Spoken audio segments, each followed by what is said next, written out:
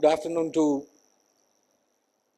the experts on the dais, the other delegates and my dear students, the faculty members. So this is a panel discussion wherein I am assigned the role of a moderator. Before I introduce the theme, maybe it is a choti mo badi baat. Though I am not an HR professional, but I can very well understand some of the problems that is bothering the current HR. So probably that may be one of the reasons why we have approached this topic with certain positive aspects related to the cultural awareness, and that too not a simple communication, the communication which can connect, not a simple response, the agile response. Agility is now everywhere, so your responses should also be agile,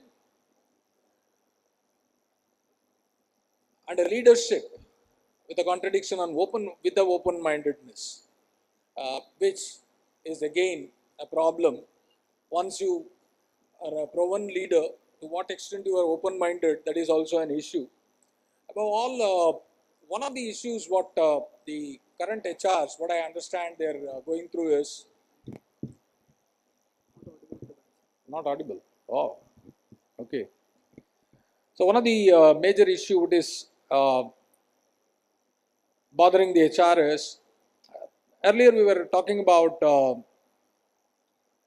IQs, then we were looking into EQs, the intelligent quotient and then emotional quotient, etc. But now the loyalty quotient is also becoming a major issue, especially the youngsters who are there. The loyalty towards the organization, to what extent they are going to be committed towards the organization, because the whole success of a HR is more about the longevity of a person who can continue and contribute to the organization. So I know that we have extremely experienced panelists with us. Already it is introduced that there are 85 years of experience is sitting here, and so what I do is, as part of this panel, let me invite one by one to share their thoughts, and then we can also take up some questions if the panelists agree. So let me first invite Mr. Vishwas. Mr. Vishwas for his views on the topics. Then we will be taking up the others, and then wherever it is required, I will be intervening in between for the moderation. Thank you.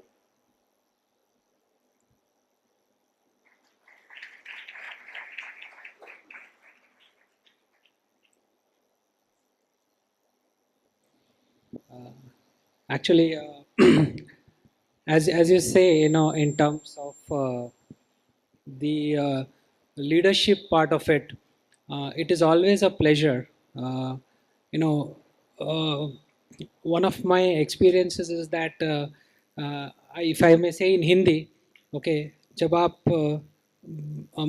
बड़े लोगों के साथ बैठते हो तो थोड़ा बड़कपन अपने में भी आ जाता है. So I am really honored actually to be sitting along with Mr. Krishna and Mr. Amit here. And yes, today's major issue in the HR world or in the business world is about leadership. As the generations have passed through, today the expectations of people have grown much faster than it is normal. So maybe another 25-30 years later, if somebody says there is 85 years of experience on a table or on a panel, people might be thinking so many years. Because I think today, people expect to grow very fast, and that's where the loyalty quotient also gets a question. I have met candidates who are 1 year or 2 years experience and saying, I want to be a head of HR or a head of a business, which is a good thing, but within the next 2 years. So that itself is a major challenge that we are facing today, because organizations are still following a triangular methodology in terms of growth, because you cannot have so many seniority in the same organization. But what is good in today's world is that you need not be higher up in the hierarchy to show leadership. Leadership as a content, as an attribute, comes for each role today. The transactional part of the world is getting cut off thanks to digitization today. And what is required is people to come up with higher level of qualities for leadership to display and deliver for their organizations. One of the reasons why you see a lot of startup companies also coming up, because there's not enough space uh, within the same organization to display that. So leadership by itself has gone to a different level. So when you have the same level of leadership qualities being displayed, then you become one of them. So you need to go to the next level. So agility, speed becomes a challenge. Communication becomes a challenge. The awareness of what the organization wants versus what the environment presents also becomes a challenge. So today's world is to manage these people who come with higher level of qualities in terms of leadership because of the education, or the during the education their experiences with the external world, also the fact that they are having information across the world to many other things. So leadership now is a dominant factor, not by years of experience, but by the ability of that individual as to what he displays and he delivers.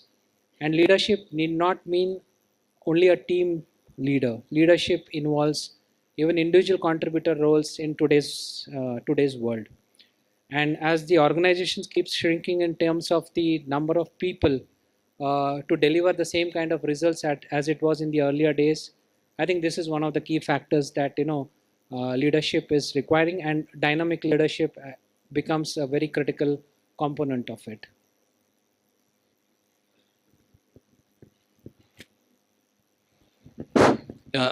Thank you for your initial observations. I'll be coming to you with some more questions on which we'll be deliberating. Now, may I ask Mr. Gopal for your Thank initial you. observations? Yeah. So as I survey this audience, what I see is all a lot of young minds, right? So whereas the topic, if I were to address this topic, it'll address to only some 6 of us.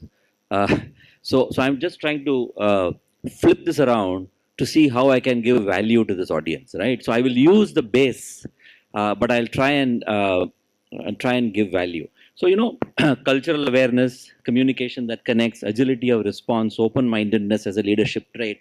And if you go into behavioral science, there'll be 48 more such things.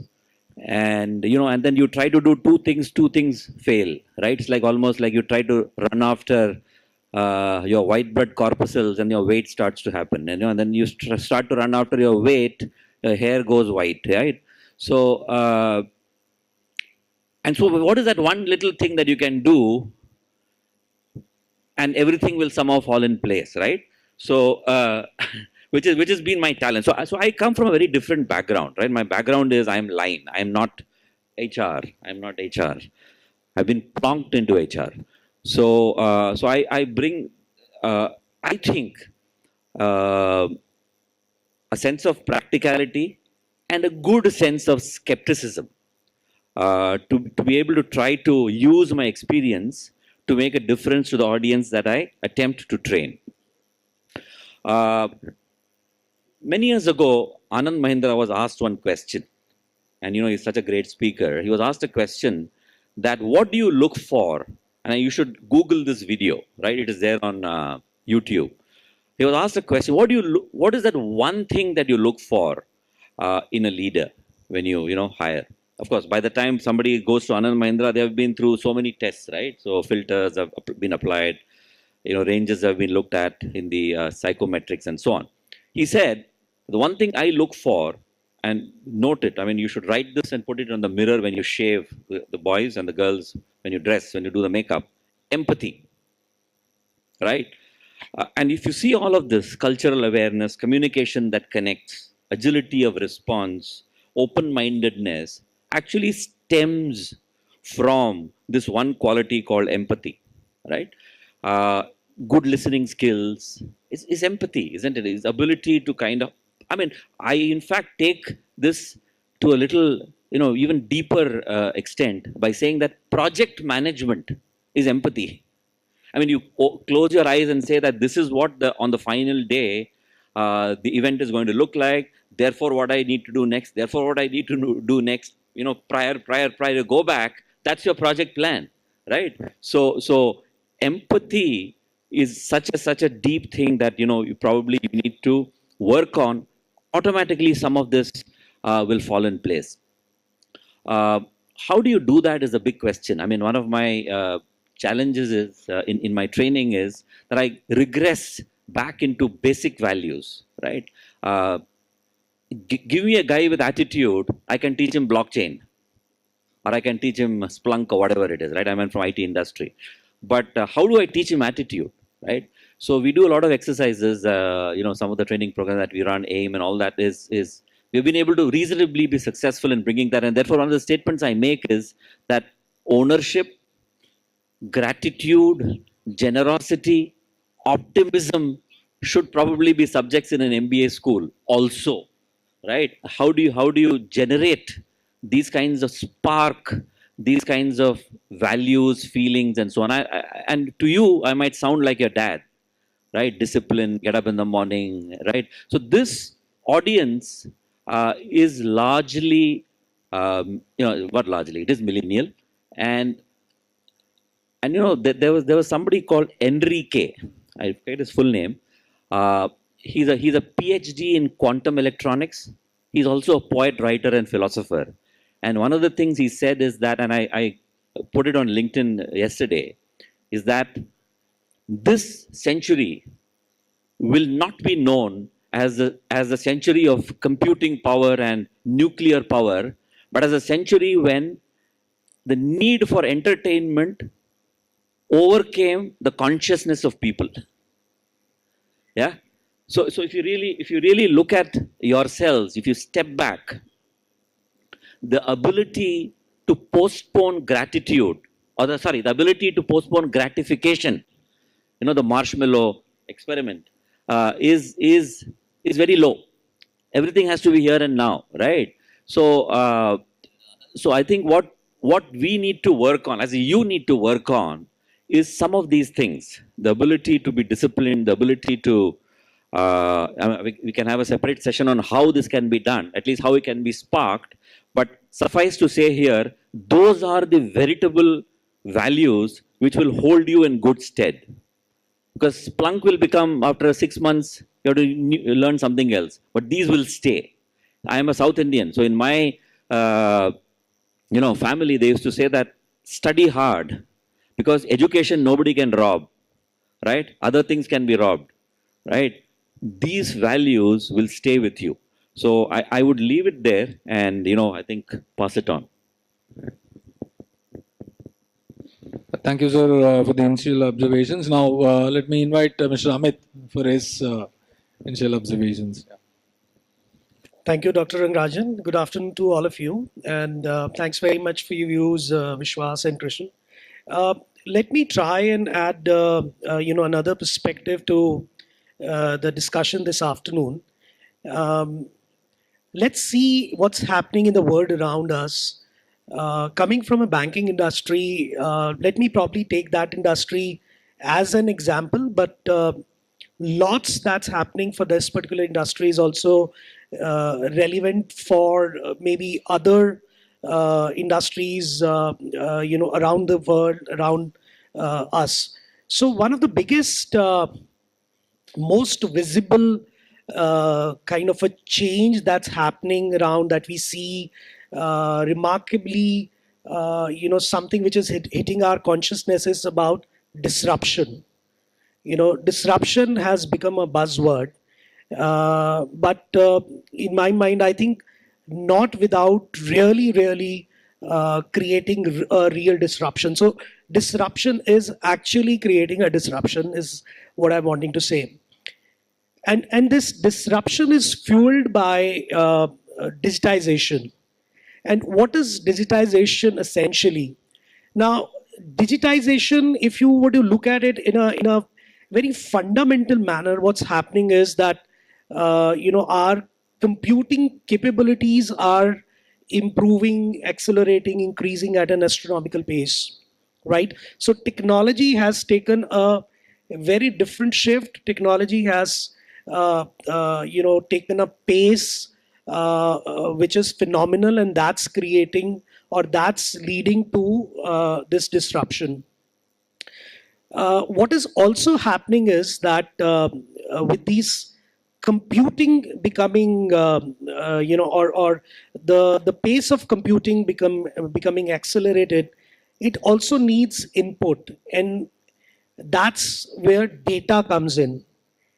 And what's happening is that gradually we are becoming data rich, which means that we are now capturing, collating, processing a wide array of data. And third thing that's happening or causing this disruption is that most of the disruptors are trying to create an experience which is memorable, an experience which is personalized, an experience which is something which they can create. Earlier it used to be aha moment.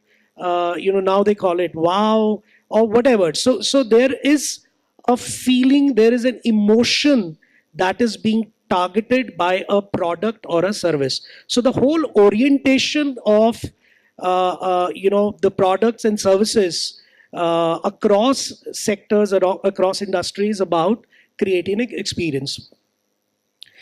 Let me, congratulate IIFT for bringing, these four themes, not only as, as you very rightly said, sir.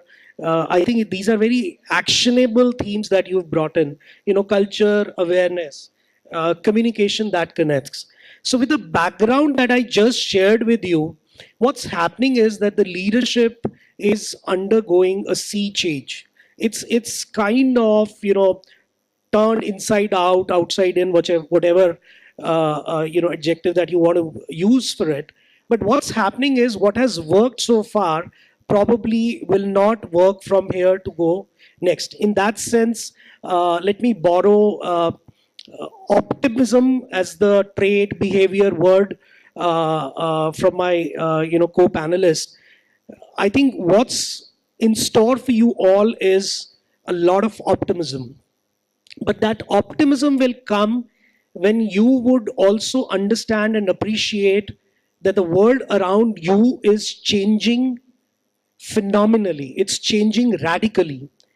And hence, for an example, a culture awareness, for an example, the fact that you have to take people along with you, you have to create a purpose, and the purpose can be created only when you communicate and communicate with a purpose, or communicate that would connect all the people around you, right? So as a leader, as someone who would be kind of taking things along, you will have to bring in a lot of people along with you, because this word is also moving from very niche kind of spaces to multidisciplinary skill sets. Hence, it's really important that you are able to communicate, you're able to enroll people along with you. Agility of response. Given the background that I share with you, change is constant, is passe. It's about the pace of change, and that change, because of digitization, has got a clock speed wherein you got to be real agile, or agile in real terms, to respond to this change. And leadership per se will change in a manner that, rather than, so I have been part of earlier change leadership teams or change management frameworks, or some role as a change leader, change champions. I think the whole paradigm has to move towards creating leaders across the organization, change leaders across the organizations. And this cannot be done unless you build it, unless you ingrain it in the culture of the organization. And that will not happen unless you have a very clear communication, unless you are able to rally people along that purpose, unless you are able to let people know that each one of you, and like Vishwas said, whether that's an individual contributor, whether that's a someone who's leading a team, each one in the organization need to understand that they are people who have to embrace change, who have to adapt to change, who have to bring that change in. Uh, Last point, or thematically, next is about leadership that's open-minded. To my mind, uh, it's about another trait which we generally do not find in, or it's not very visible, as if I could put it this way safely, is about humility. Humility in leadership is it's something which is not really something which you see generally around. Unfortunate but true. And however, this is the time. What's happening is, with the democratization of leadership, humility is something which has to be a leadership trait. And humility at a fundamental level is telling yourself or being open minded to the fact that I'm not the ultimate one. I don't know all the answers. There will be people around who would be challenging, who would be asking me why, and I will have to be open to listen to them. I will have to be open to admit that I do not know the answer, but can we explore? Can we together find out the answer? So in that sense, the fact that leadership that's open-minded is so important. Sir, handing over to you to take the discussion forward. Thank you, Mr. Amit, for the initial observations. In fact, it is interesting that when Mr. Vishwas started with the differentiation as in leadership, which is taken to the next level by Mr. Gopal, when he said it is more about empathy, discipline, and when you concluded it with more humility. There is one common chord which we see, and probably that is one of the reasons why B schools like IIFT, I think Mr. Gopal's alma mater, which is SP Jain, also have programs on attachment with the social organizations for these guys, so that these qualities can be developed. But my question being on the other side, you being the HR people who are meeting these kind of handling these people. Uh, the current data only generation, because you also passingly mentioned about the millennials, uh, are they taking it into silos? So empathy means it is only where I need to be more empathetic, maybe if it is an NGO or a kind of a group of people, rather than developing that as a trait in themselves which can take them forward. Is this happening because of this kind of a generation which is more connected to what Mr. Amit said? They handle more numbers. So probably they have created compartments in their brains that, okay, this is how it should be. Is this kind of a thing what you witness in the current kind of human resource which is getting in?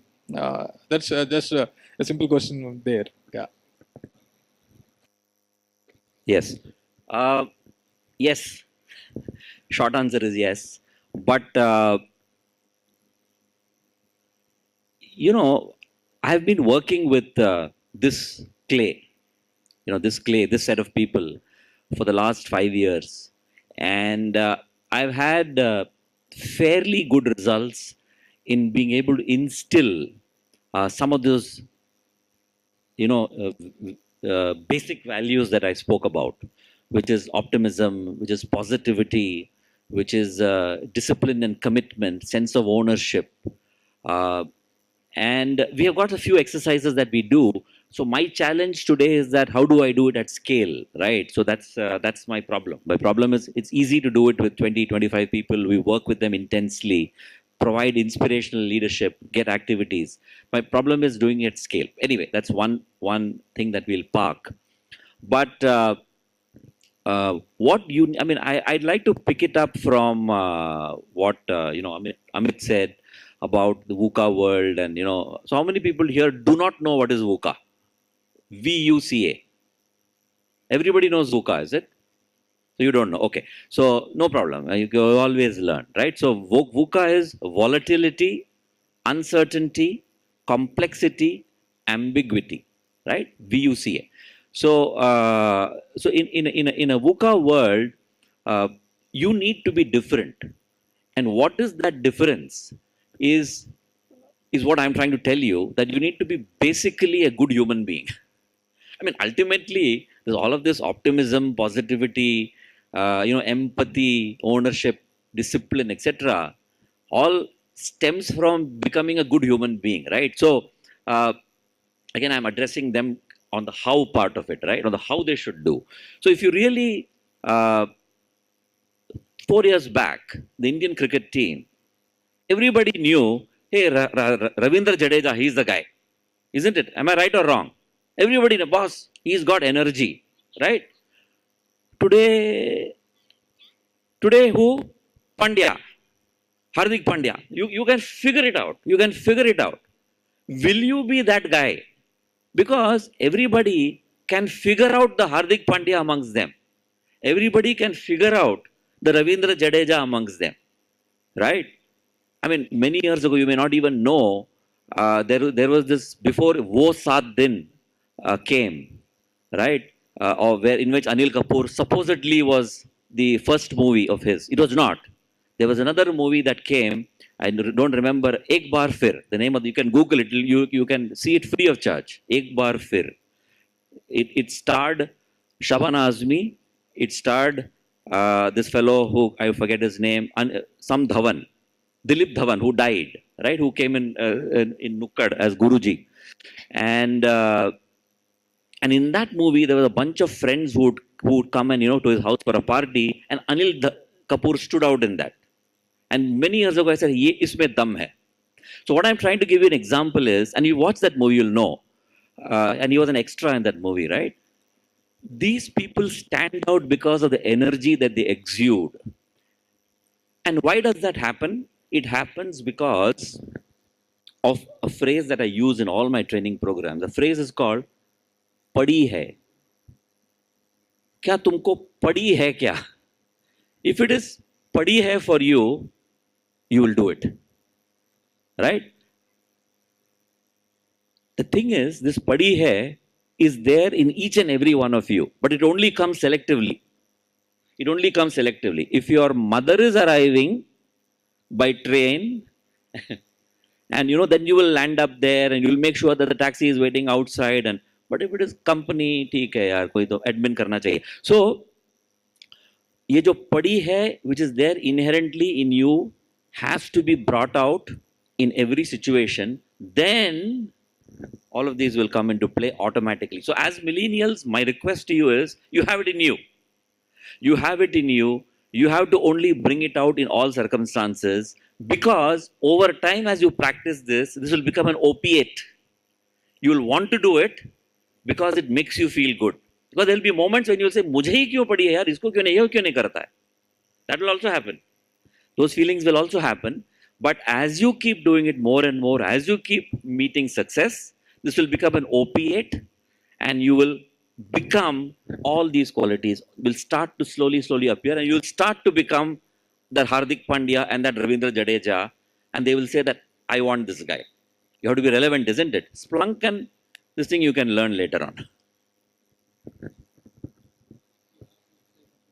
Yeah. I think just to add, and maybe, extending the point, is that you should feel very fortunate, given, this audience, most of you are without a baggage. And what I'm trying to say without a baggage means that, for an example, I have grown with a lot of baggage. In the formative years were when my generation, my parents' generations were trying to make it big, were trying to create a certain stature. Work was very important, money was very important. So those kind of peripheral and core kind of needs were there when I was growing up.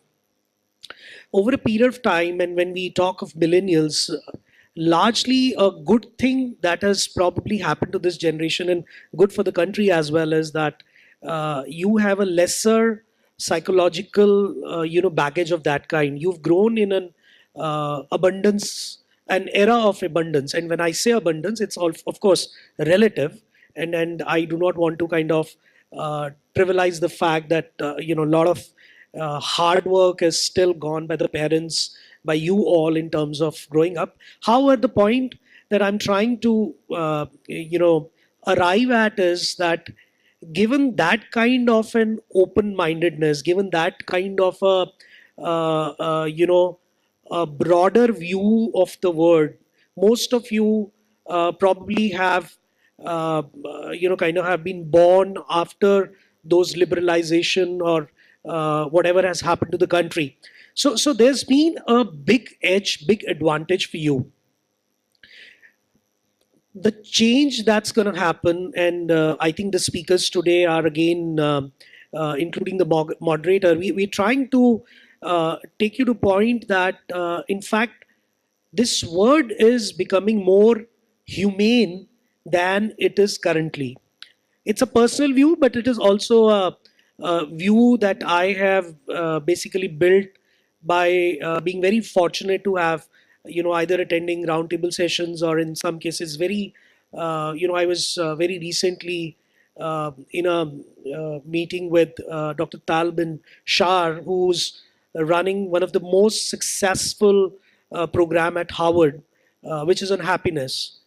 And what's happening to the word is that empathy. In fact, we started with empathy, sir, as you mentioned. Empathy is becoming really important. There's a concept, or there is a new technology, new thought process by the name of design thinking. And at Yes Bank we have a concept of DICE. The D stands for design thinking. So what we want to do is, whatever product or services we want to offer to our customers, we want to keep that, or we want to design that based on design thinking. And if you were to get into fundamentals of design thinking, empathy is the fundamental of design thinking. That how would it how would it feel for the consumer of this service or consumer of this product, when it is offered to the consumer, and what kind of experience is it going to create.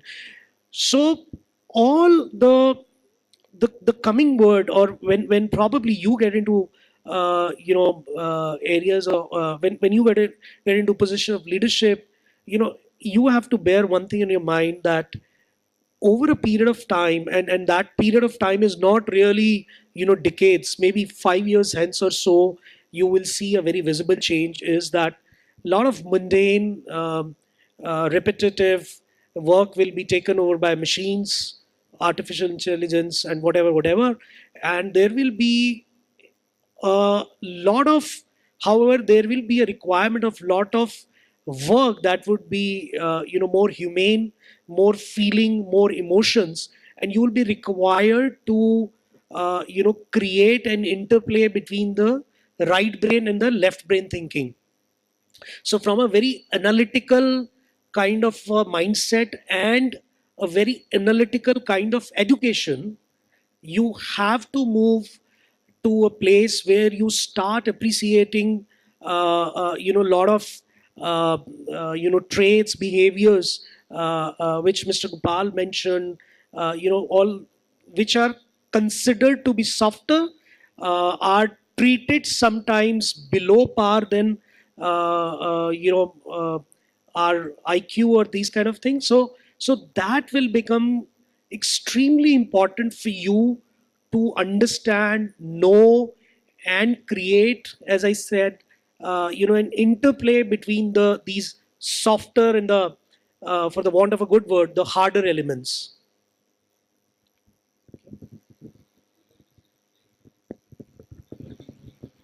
Thank you. So just to add on, okay, One of the factors that Professor Rang said was that about the compartmentalization. It's true because today, if you see in the academic world, right from the junior KG onwards, unlike the earlier days where it was study, and if you want to do anything more else, you have to go to some external agency. Now it's all brought in within the same umbrella. Schools offer beyond studies; they offer sports. Colleges offer opportunities to be NGOs and all. So there are two ways to look at it. If you want to complete a course, you also have to do NGO, and you also have to. I just visited a college in Bangalore.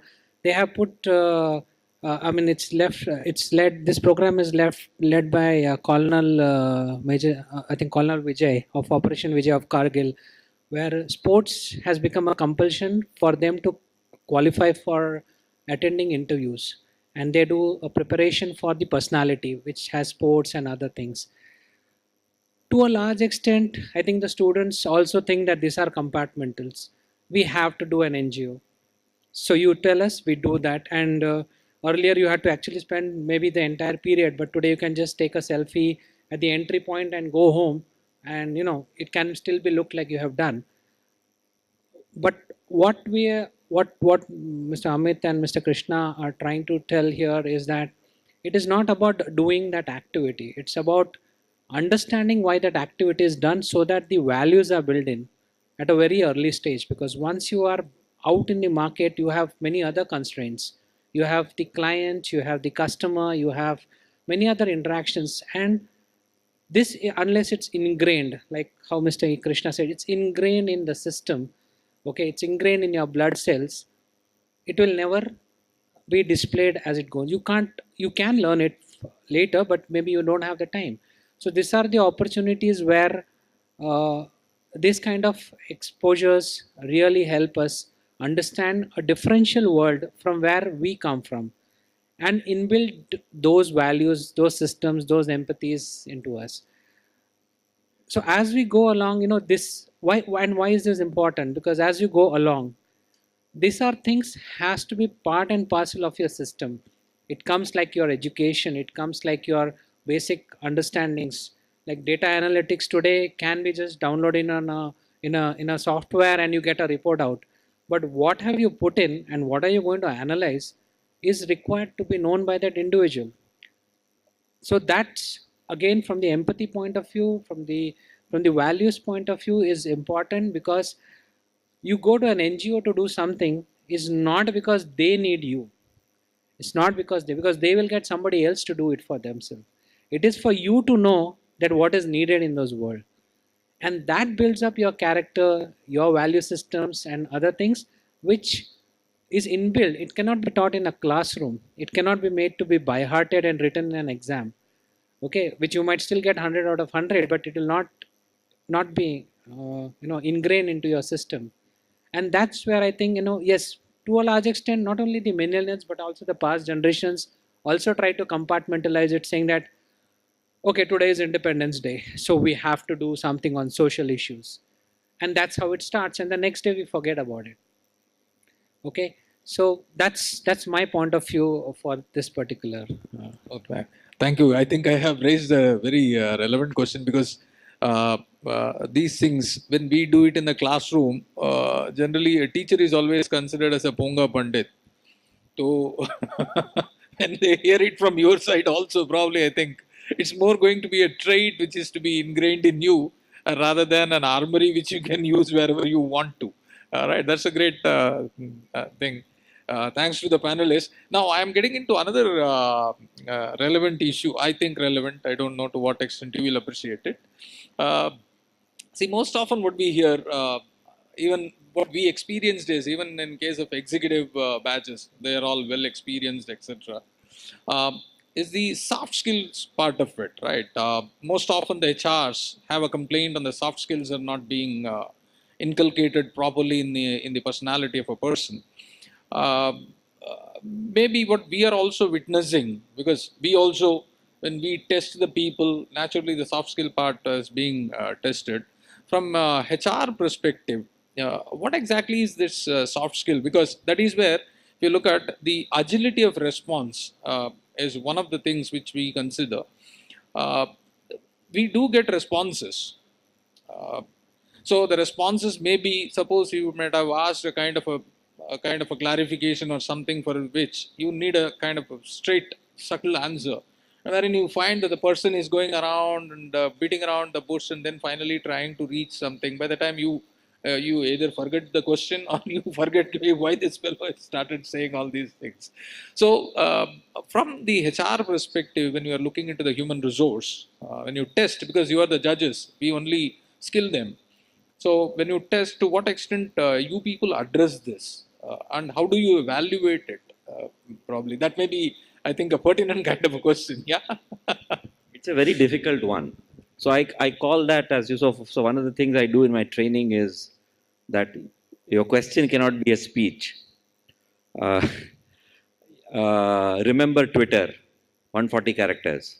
So I always, somebody is going. So the problem in this comes because of, I think at the young age it may be a little difficult, but if you force yourself like discipline, like today you have come wearing a suit and a tie, it's a discipline, right? If you force yourself that boss 140 characters, my question cannot last more than 60 seconds, then it becomes a habit. This happens because of two things, CP, right? Class participation karne ka hai, to shine marne ka hai, vagare. And the other is there is no clarity of thought. So if there is no clarity of thought, you talk to think, right? You start to talk, and then as you start to talk, your clarity hopefully will happen. And this is one of the reasons why you go on and that speech instead of a question happens. How do you measure this? I think so I'm very sharp in my interviewing process. I know if somebody is whose clarity of thought is missing. At the young age, it's very difficult. uh, I mean, interviewing and hiring to me is almost like in my time when I got married. I mean, you just met her a couple of times, and then you got married, right? And then you looked at, in my case, horoscope. In this case, there will be a psychometric test, right? So you have to make it work. So many times it works, sometimes it fails. So at the young age, it's very difficult to assess this because everybody is on best behavior, at that time. In fact, my interview processes, I anti-sell my company, so much that, I then want to see how the person is reacting. So, to your question, how do we assess soft skills? There are some techniques. Yeah, you can do some psychometrics, you can do some interview techniques, but do you have all of this time? I mean, when I went to the IIMs and so, yeah, I know. See, when I went to the IIMs to hire for our GLC program, they came and gave this huge, what is that called? Disc and Thomas assessment, 14 pages. I mean, who has the time to look at 100 of them beforehand and be ready? You get it when you're interviewing. It is like while you're facing Dennis Lilly, he gives you a CD of a Lilly fast bowling. It's almost like that, right? I mean, are you going to see the CV or face the ball? So you take a call. You take a call. I think over experience, 60% of the time I'm right, 40% I fail.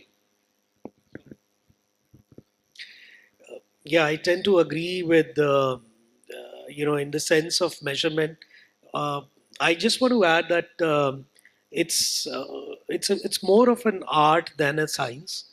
So the science part is when you have all these psychometrics and other kind of assessments, or rather you're trying to make it a science actually, and it has a framework, it has assumptions, and a lot of people hence do challenge those assumptions and say probably the results are not okay. So I think it's more about practitioners call, intuition, gut, over a period of time, experience, self introspection, self assessment in terms of how to measure those soft skills. I think the earlier part is that how do we build soft skills, right? Of your question, and I think Uh, most of the organization, they invest a lot of time and energy in building these soft skills, and it's often that I've heard, and I think probably you can talk more about it than me. Uh, is that this is definitely a challenge with a lot of people that we hire across functions across the country. My personal view is when we talk of soft skills, it's about being multidisciplinary, and it is about being open to more in life. And I want to draw that point of compartmentalization. Somewhere over a period of time, probably we have created an ecosystem which is actually promoting, encouraging, and rewarding this compartmentalization. However, over a period of time, like you also mentioned in your opening address, that how we are moving from let's say an IQ to EQ, and now spiritual quotient or happiness, and soft skills is then about being conscious of or mindful of so many things which are probably being considered as peripheral. How to put across your point, how do I influence, what are the, how do I build a network? Do I build a network? How important is relationships? How can I use my strength to build relationship in delivering my goals or delivering what I'm supposed to deliver. So that is something which is probably, as of now, I think either a miss or is not dominantly seen in the candidates, and hence in most organizations they do invest a lot of time, energy, and money into building these aspects or creating a more holistic, more wholesome personality out of the young professionals, young graduates whom they hire. I just add three things you can do. One is join Toastmasters or the equivalent of that. Get into public speaking as a mode, right? It'll practice, you'll be able to rally thoughts and so on. And it's very structured, so they will not let you ramble. Number one. Number two, read, right? Reading is not your textbooks. A simple thing. Are you reading Economic Times daily, right? Uh, and reading is a forced. I mean, like many of you would have been, your colleagues have told that beer is a cultivated taste. Pio yaar, cultivated taste. I mean, I hate the drink anyway.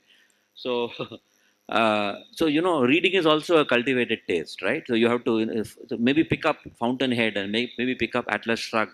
It might look like a paperweight in between at first, but go over it. Number two. Number three, network. How will I network? I don't know.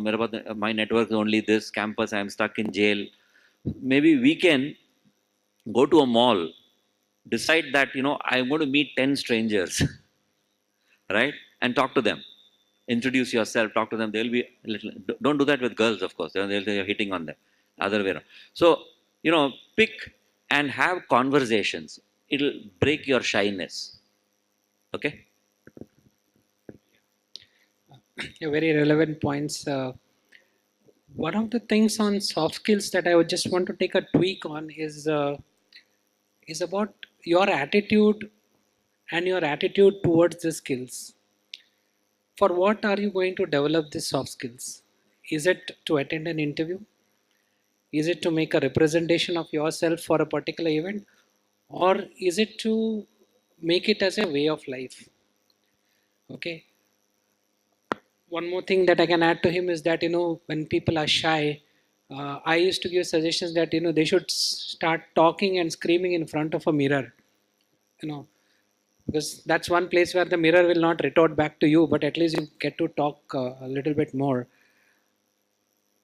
and build up this attitude, because in any evaluation process, apart from all the technicalities that we bring in, the interviewer, especially with this kind of experiences, is that if you bring in the right attitude, it's more or less more positive towards a selection.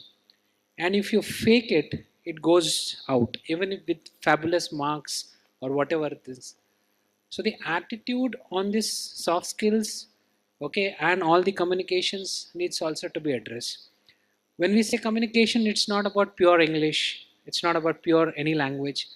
There are people with huge vernacular accents and all also get selected. It is not that you have to have only those, pure, American English or other things. And they are doing well also. And they get selected. What you need to do is in the skills upgradation in terms of the soft skills is to practice in a mall, practice by reading, okay, practice by speaking. Don't compartmentalize yourself that okay, if I am going to do this exercise, then I will do this. It's an anytime any method model. Wherever you are, in a train, in a plane, okay, traveling across, in a cab, okay, nowadays with share cabs coming up and all, you see most of the share cabs, three people sit with their face so grumpy. You suddenly feel that, are you in the right place? One of those days when you don't, your car's in the garage and you don't get enough cabs. Now of course the frequency has increased.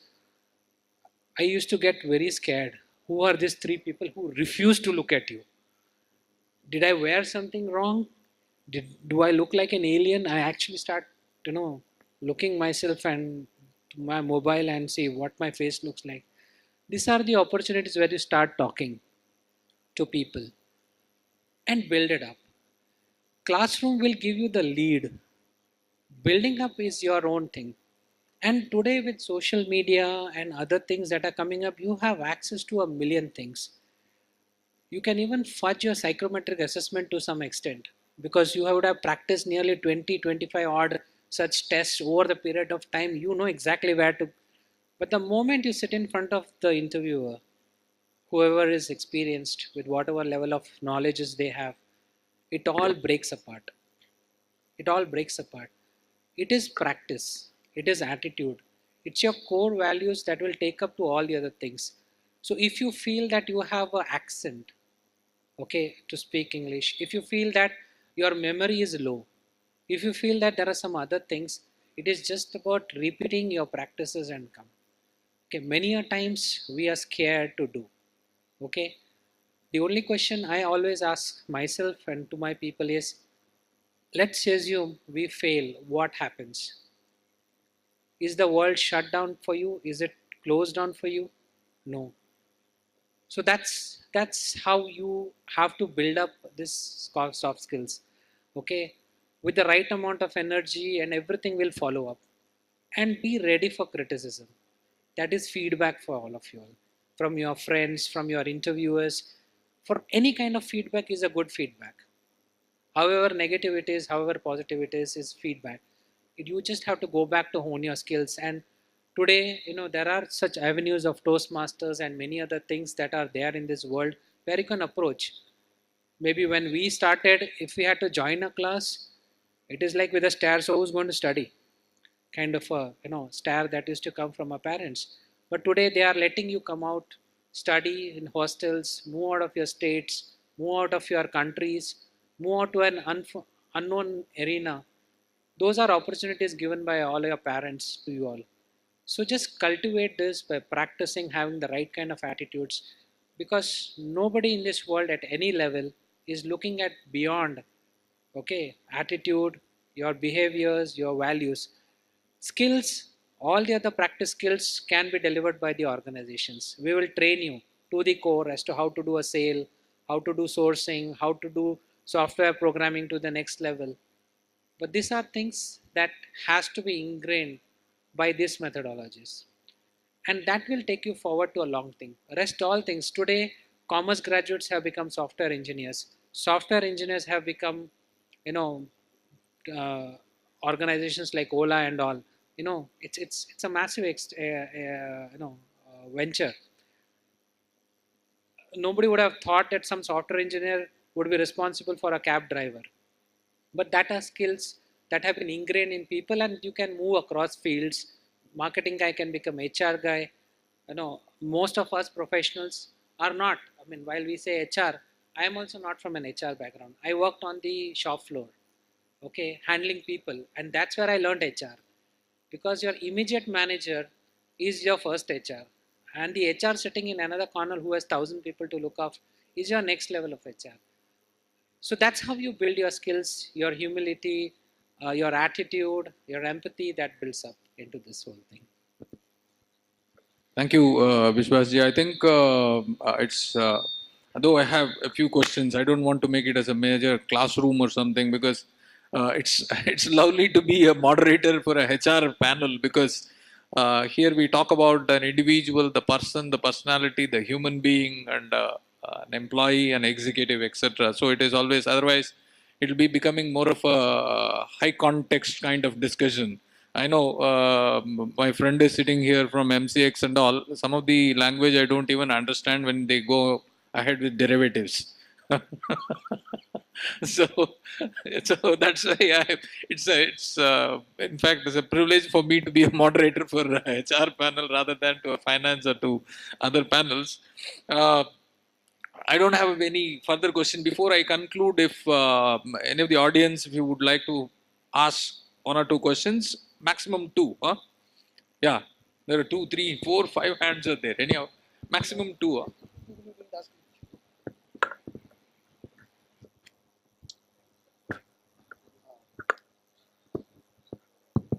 Huh? Good afternoon, sir.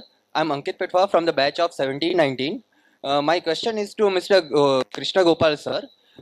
Sir, your recent article, in fact, your yesterday's article, which you just mentioned about, it talks about millennials and their need for the ability to postpone the gratification. Inability. Yeah. Okay. So my question is, you just mentioned that it can be achieved at a smaller scale, but what are the challenges involved to achieve the same at larger scale, and how can dynamic leadership contribute to achieve the same thing? I mean, I mentioned that even today, that I do it in a smaller group, and my challenge is how to wave that magic wand and make it 117,000 people. That is our size of Tech Mahindra. Yeah, if I knew the answer, I'd be doing something else. But I think one of the ways is probably is through tired leadership, which means I send out 150, and that 150 infuse another 1,500, 10 each kind of thing. Uh, could be a very hypothesis that you can look at. It's not easy. See, the problem with infusing these basic human values in a young, well, in people has a couple of issues. One issue is that the younger the better, right? So it is easy to unlearn and relearn and remold. So in a software services company like 117,000 people, almost 60, 70%, 80% of the people are young. So it's easier. Older, you are hard coded, right? The pit set is there, and it is very difficult to change. But even young people, to instill these qualities requires a set of people who are inspirational, whom people may want to emulate, whom people may, through sheer association, can imbibe and absorb, whose experience in many of these areas are so compelling that people are motivated, or want to be like that. So how do you create such people? Very difficult. So I don't know. I really don't know. To do it for 117,000 people, I really don't know. Thank you, sir. Okay, thank you. Yes. Good afternoon, sir. My name is Saharun. I'm from batch 2017 and 19. My question is to Amit, sir. Sir, regarding Yes Bank has always been pioneer in adapting technology for its in multiple areas of banking. And now recently, Yes Bank signed up with Microsoft for creating much more better integrate the modern workspaces. I just wanted to know what is the philosophy that drives Yes Bank to innovate consistently compared to its peers. And also, the second question is there's a lot of disruption happening in startups who are involved in finance as well as in HR. So what impact it's having on the banking industry as a whole, and what has been your experience with Yes Bank? Thank you. That's, I think, you've covered for all of your other fellow students who had raised hands. So those were. So let me. So the first question you said that we as a bank has been at the helm of innovation, and you gave an example of Microsoft, and two about fintech startups, and three about the experience at Yes Bank. I think let me try and build a perspective around that. How do we operate? How do we build a culture of innovation? Maybe your answers will also come from there. So as I mentioned, I think during one of the views that I was expressing, that we have a philosophy, what we call as DICE, DICE, which is D for design thinking, I for innovation, CE for creativity-led entrepreneurship. So we take a lot of pride in instilling a culture of entrepreneurship. And what we mean by that is that we believe in beyond boundaries. So we were talking of silos, compartments, and similar things. We believe that we have to become a holistic or a wholesome banker. Now, let us look at the bank, which is about 13 years young, and we have faced so many challenges through our journey. Also, the fact that our size, our vintage, is a big edge for us due to the fact that we do not carry a lot of baggage, which probably other peer banks or competition banks carry. Hence, we have a great leverage there, and we are very conscious of it, and we want to use it. Three, I spoke about disruption by digitization. We do understand that there will be people who would be rank outsiders, who would probably start with a very small setups, and they would disrupt what we always thought that it will remain the way it is, and cannot be changed. So we are very, very aware about it, and we are already seeing that happening in fintech space. There are fintech companies which are giving other established financial services companies a run for their money. So what is it that we are doing as a strategy? What is it that we are doing to ensure that given the leverage of no baggage, given the fact that we are very aware of this kind of thing, that fintechs are going to give us a challenge. What we are doing is, as part of our innovation philosophy of the bank, we are creating an ecosystem of such fintechs. So if you were to read more about the bank, about the Yes Bank, what we've done is we have launched a lot of initiatives, including something what we call as ART, wherein we have created an ecosystem of startups, fintech startups, at various stages of their organizational evolution. We bring them together. We make them network with each other. We provide support in terms of helping them to move to the next level.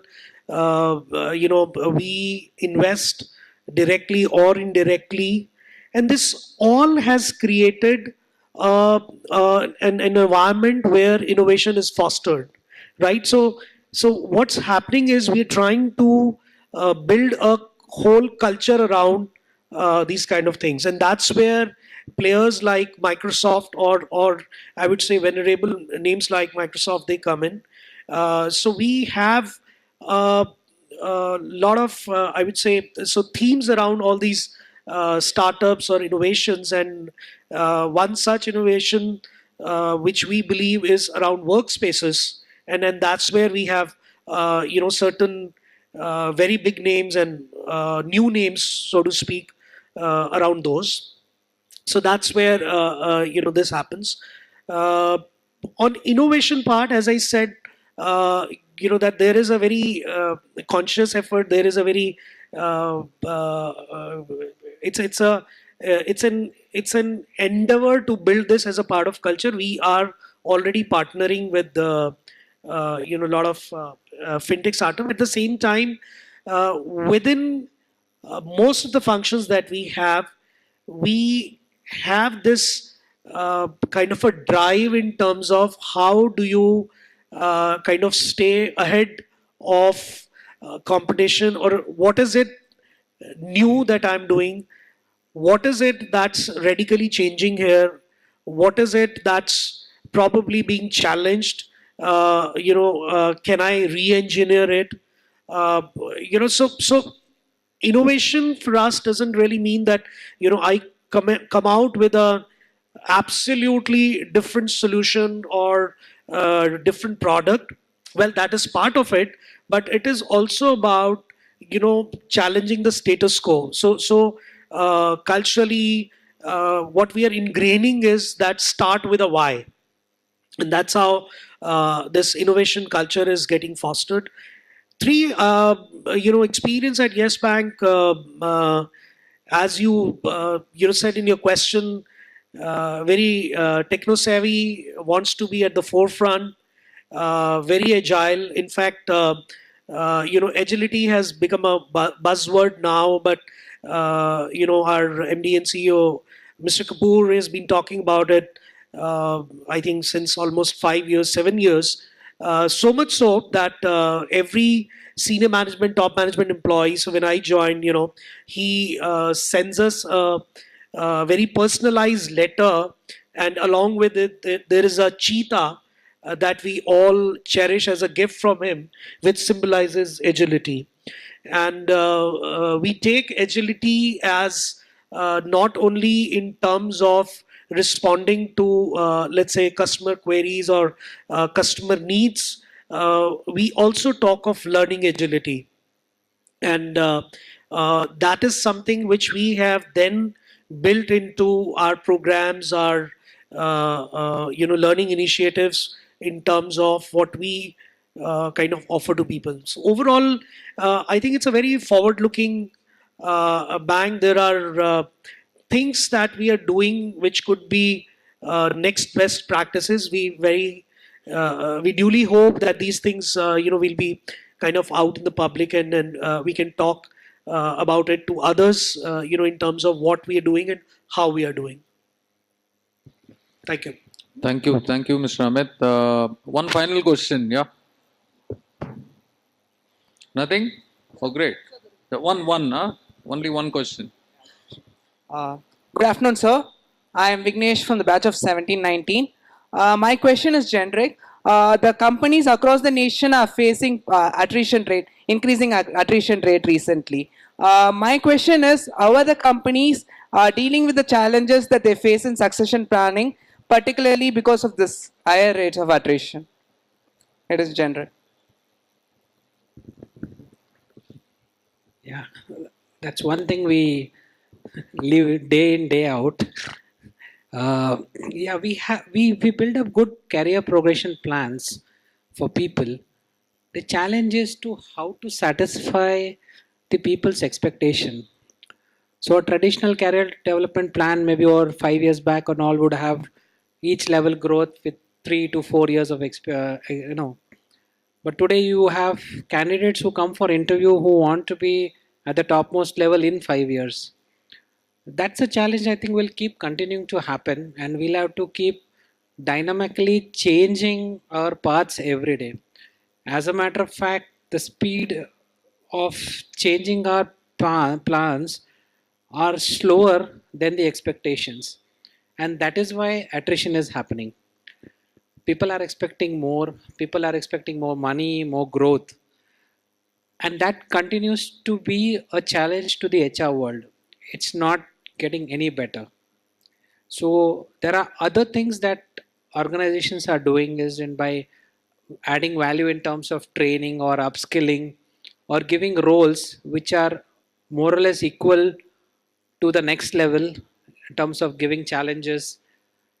But yes, attrition will happen, will continue to happen because every individual comes with a certain agenda in his life, and he sees his peers, he sees his seniors, he sees the younger ones, growing more, and that keeps him in a state of flux every time, and which is not been able to,